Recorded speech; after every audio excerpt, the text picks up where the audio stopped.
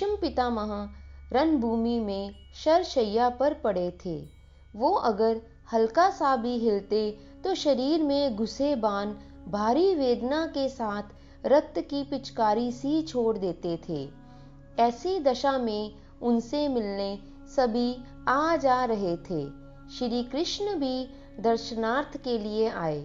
उनको देखकर भीष्म जोर से हंसे और कहा, आइए जगन्नाथ, आप तो सर्वज्ञाता हैं, सब जानते हैं। बताइए, मैंने ऐसा क्या पाप किया था जिसका इतना भयावह दंड मुझे मिला। श्री कृष्ण पितामह, आपके पास तो वह शक्ति है जिससे आप अपने पूर्व जन्म देख सकते हैं। आप स्वयं ही देख लेते, फिर आप मुझसे क्यों पूछ रहे हैं। तो भीष्म पितामह ने कहा, हे देवकी नंदन, मैं यहाँ अकेला पड़ा और कर ही क्या रहा हूँ। मैंने सब देख लिया है। अभी तक 100 जन्म देख चुका हूँ। मैंने उन 100 जन्मों में तो एक भी ऐसा कर्म नहीं किया जिसका परिणाम ये हो कि मेरा शरीर पूरी तरह से बिंधा पड़ा है। हर आने वाला क्षण और ज्यादा पीड़ा लेकर आ रहा है। तो कृष्ण ने कहा, पितामह, आप एक जन्म और पीछे जाएं, आपको स्वयं ही इसका उत्तर मिल जाएगा। तो भीष्म पितामह ने पुनः ध्यान लगाया और देखा कि 101 जन्म पूर्व वो एक नगर के राजा थे। एक मार्ग से अपनी सैनिकों की एक टुकड़ी के साथ कहीं जा रहे थे।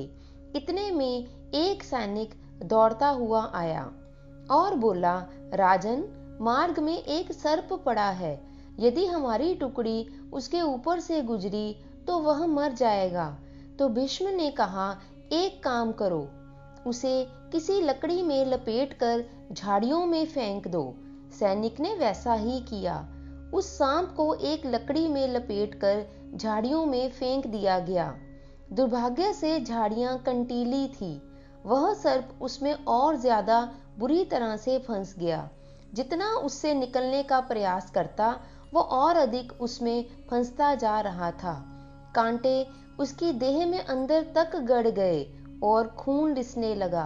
धीरे धीरे वह मृत्यु के मुंह में जाने लगा और अंत में कुछ दिन की तड़प के बाद उसके प्राण निकल गए।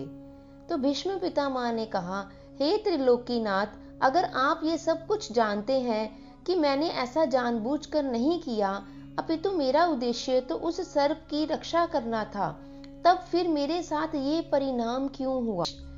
तो कृष्ण जी ने आगे से कहा, तात श्री, हम जानबूझकर क्रिया करें या अनजाने में, परंतु क्रिया तो हुई ना, उसके प्राण तो गए ना। ये विधि का विधान है कि जो क्रिया हम करते हैं उसका फल हमें भोगना ही पड़ता है।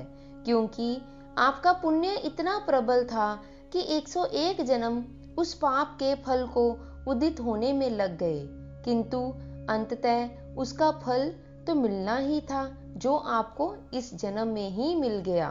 अतः हर दैनिक क्रिया बहुत ही सावधानी पूर्वक करनी चाहिए। जीवन में कैसा भी दुख और कष्ट आए, पर श्री भगवान जी का नाम स्मरण और भजन नहीं छोड़ना चाहिए।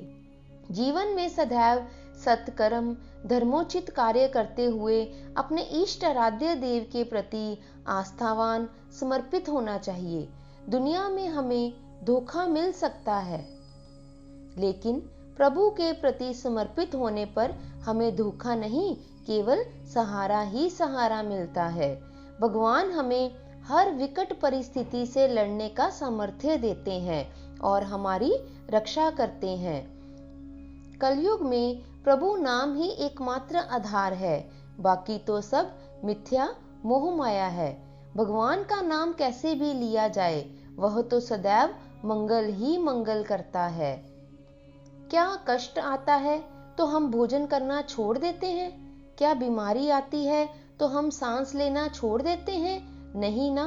फिर जरा सी तकलीफ आने पर हम भक्ति भजन करना कैसे छोड़ सकते हैं।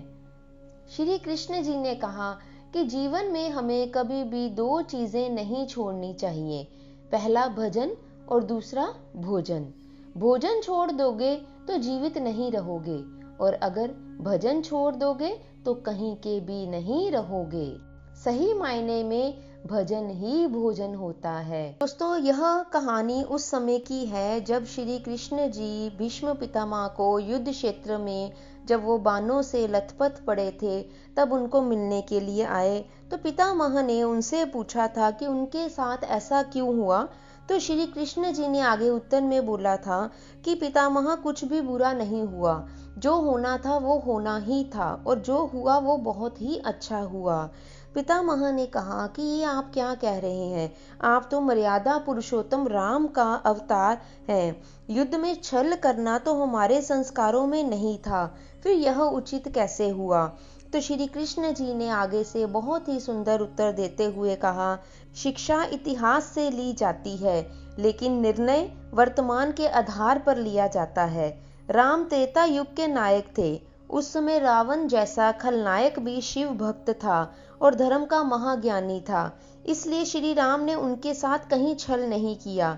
लेकिन मुझे द्वापर युग मिला है और इस युग में कंस, दुरासंग, शकुनी, दुर्योधन, दुशासन ऐसे इतने कपटी लोग आए कि इनकी समाप्ति के लिए हर छल उचित था। पाप का अंत आवश्यक है, चाहे वो किसी भी प्रकार की विधि से हो। तो पितामह ने आगे से पूछा, तो क्या आगे चलकर आपके इन निर्णयों से गलत परंपराएं नहीं प्रारंभ होंगी? क्या भविष्य आपके इन छलों का अनुसरण नहीं करेगा, और करेगा तो क्या ये उचित होगा? श्री कृष्ण जी ने जवाब में कहा कि भविष्य तो इससे भी नकारात्मक आ रहा है। कलयुग में तो इतने से भी काम नहीं चलेगा, वहां मनुष्य को कृष्ण से भी कठोर होना पड़ेगा, वरना धर्म समाप्त हो जाएगा। जब क्रूर शक्तियां धर्म का विनाश करने के लिए आतुर हों तो नैतिकता अर्थहीन हो जाती है, तब केवल विजय ही महत्वपूर्ण होती है। भविष्य में लोगों को यह सीखना ही होगा। तो पितामह ने आगे से कहा, क्या धर्म का भी विनाश हो सकता है कृष्ण? और अगर धर्म का विनाश होना ही है तो क्या मनुष्य उसे रोक सकता है?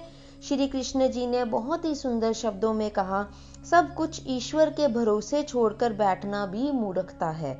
ईश्वर स्वयं कुछ नहीं करता, सब कुछ मनुष्य को ही करना पड़ता है।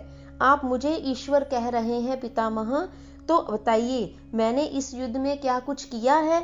सब पांडवों को ही करना पड़ा और यही प्रकृति का ही नियम है। श्री कृष्ण जी के इन जवाबों से भीष्म पितामह अब संतुष्ट दिखाई दे रहे थे और उनकी आंखें धीरे धीरे बंद हो रही थी। सूरज अब ढल चुका था। तो दोस्तों, इस कहानी से हमें यह शिक्षा मिलती है कि जीवन में अपने कर्मों का फल मिलता ही मिलता है, चाहे वो कर्म आपने अपने पिछले जन्म के किए हो या वो आप इस जन्म में कर रहे हो। दोस्तों, कहानी अच्छी लगी है तो लाइक और शेयर करें और कमेंट जरूर कीजिए। Thanks for watching.